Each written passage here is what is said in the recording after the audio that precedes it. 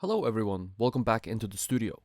My name is Eirik, and today we're going to work on finishing the eye sculpture that we've been working on for a few videos now.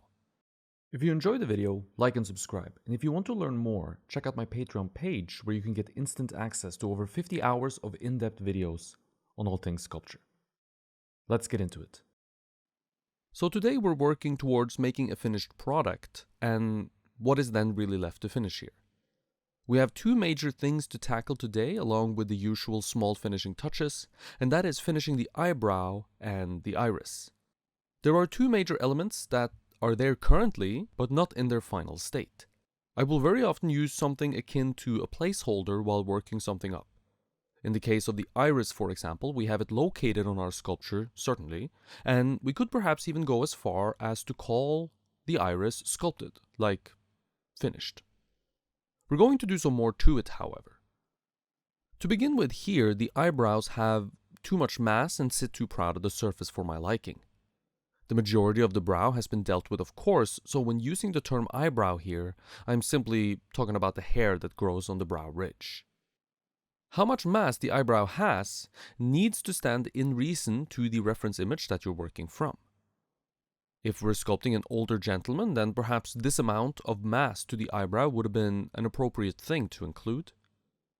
Here we can observe from the side view and see how far the eyebrow sits off the surface of the skin, that is. There are certainly less rules that come into play when sculpting something like the eyebrows as opposed to sculpting something like the eyelids, for example. There's much more wiggle room for how we choose to interpret the eyebrows, and you'll find as many solutions to this problem as you will find sculptors. I have a pretty simple rule of thumb that I like to use when sculpting them that keeps me grounded in the style that I've developed for myself. Though it's not so much a stylistic thing really, so it's a rule of thumb that you can use in your own work without having your work necessarily look like my work. The rule is simple. Get accurate proportions, placement, and shape to your eyebrow from all four views. That's why we need to trim it down so it doesn't sit so proud of the surface anymore. And following this basic rule and doing nothing else will leave you in a place where you have a pretty convincing eyebrow. We don't need to sculpt hair texture. We don't need fancy edges with variety to them. We simply need proportion, placement, and shape.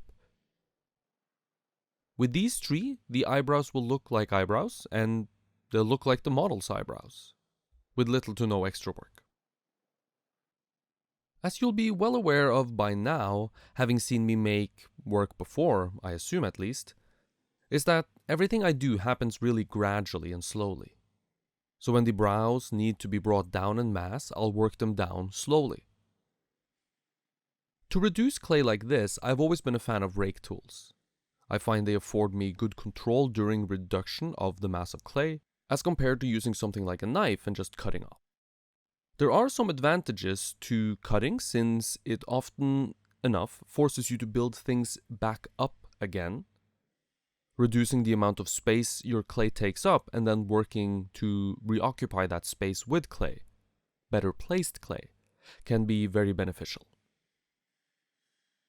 But I tend to find that I'd rather rake down and sneak my way up to where I need to be. I can alter the shape as I go with the rake as well, which I find nice. I try to not work like this on a big scale, however, meaning macro scale, so the whole piece won't be tackled like this.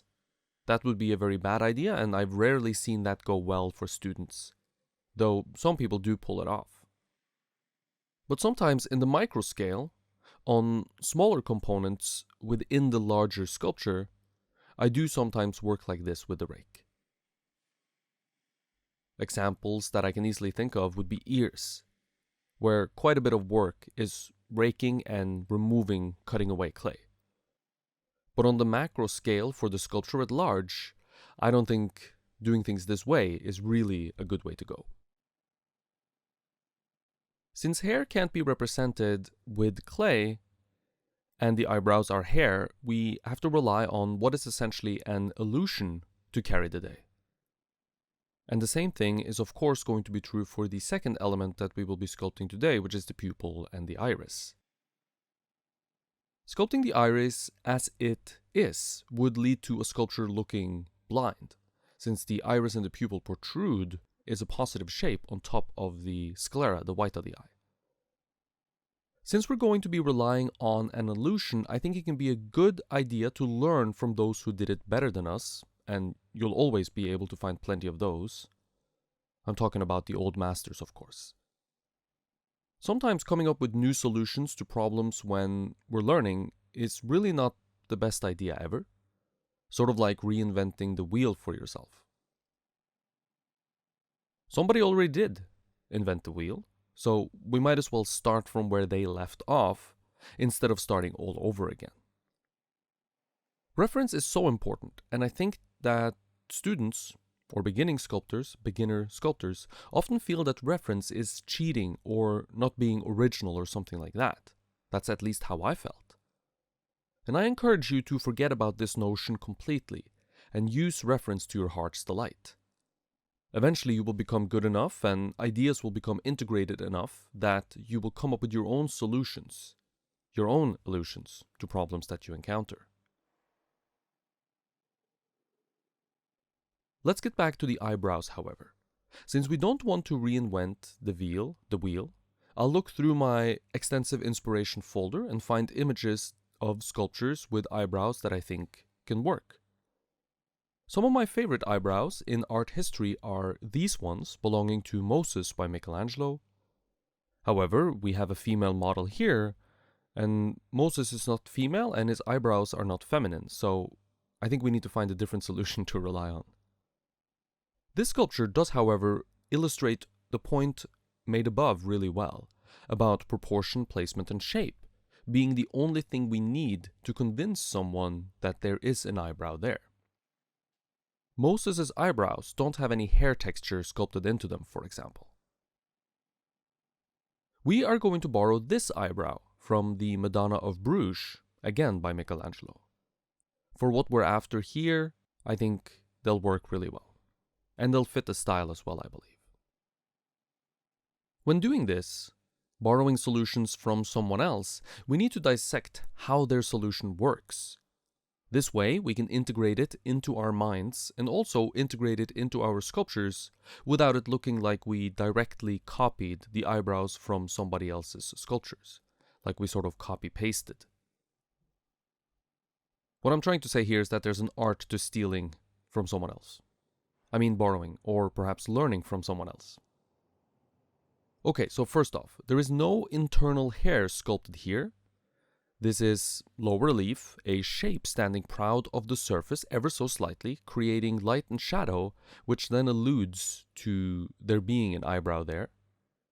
And our minds fill in the blank in terms of the hair texture. Do, however, notice the careful edge work to the shape on the surface. Slight alterations in the sharpness of the edges and little breakup. The edge is slightly jagged, it is not a smooth line. This gives off the feeling of hair without really any hair needing to be sculpted. And we're going to try to do something similar. Some slight hints that this is hair without having to sculpt too much hair. Sculpting a lot of texture here for the eyebrows would suggest something that we do not see on our model. Big bushy eyebrows. We really don't have that in our reference. The eyebrows are very fine and neat. It's delicate. They're delicate and not overpowering at all. So they're subtle, in other words. I think considering alternative ways of describing something can really help us discover what we're after or what we need to make in our sculpture to properly represent our subject. In most places, I would say that we don't need to make such considerations since representing what is actually there is feasible. But it's not feasible to represent what is actually there with hair. Clay and hair are simply not the same material, and you can't represent what is actually there in clay.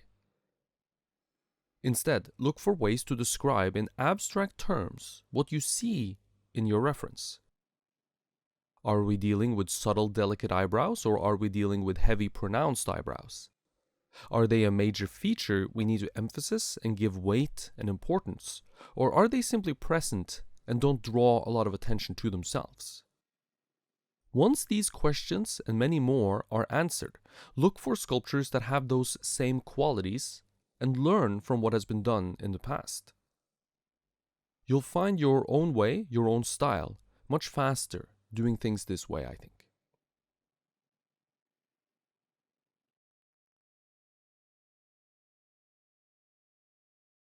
Thank you for watching. If you enjoyed the video, remember to like and subscribe. And if you want to learn more about sculpture, visit my Patreon page. Stay creative.